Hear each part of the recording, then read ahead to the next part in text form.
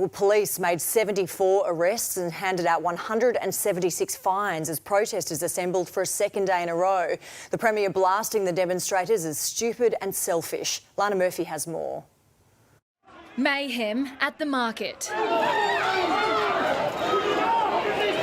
Protesters coming face to face with police, tackled to the ground and forced into custody. They infiltrated military-like lines, weaving through fruit and vegetable aisles. No, I'm so scared, it's ruining our business. Before quickly finding themselves surrounded. Linking arms, they conducted a sit-in along the street, blocking traffic and forcing the public order response team to pluck protesters out one by one. Drowned out by chants for freedom, officers quickly regained control. This is bull.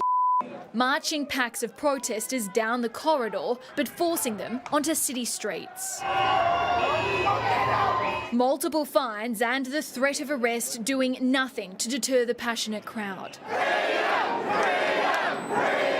Organisers keeping their locations secret until the very last minute. This woman still managing the drive from Bendigo with her mother. The virus hasn't been proven.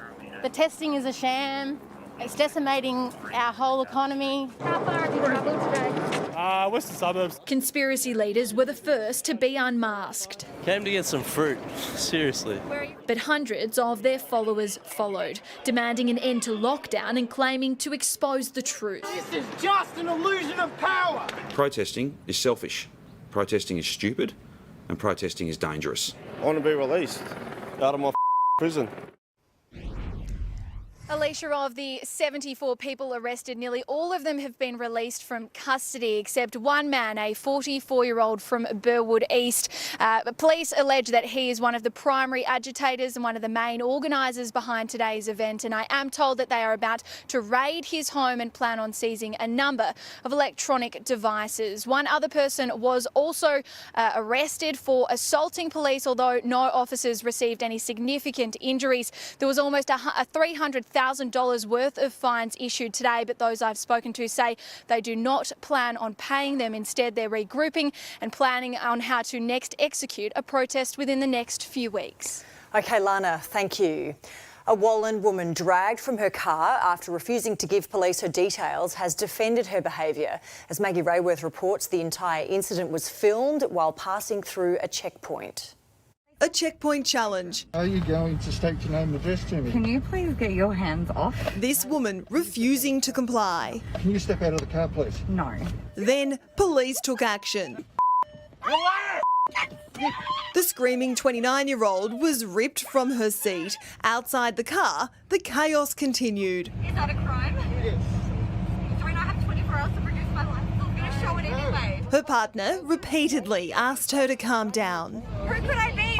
Osama bin Laden? Like, who am I going to be? The dramatic arrest unfolded at a COVID-19 checkpoint on the edge of Melbourne. The woman is Natalie Bonet. I'm not a conspiracy theorist. She says she's shaken over the incident that started because of the positioning of her phone charger.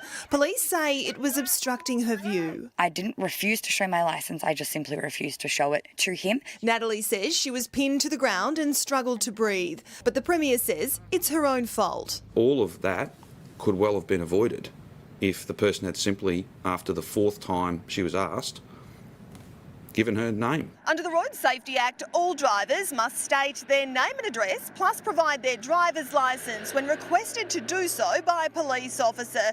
It's an offence to refuse, and there are consequences. Consequences Natalie is now facing. She's expected to be charged on summons with multiple offences. You write down my injuries now! Maggie Rayworth, 9 News.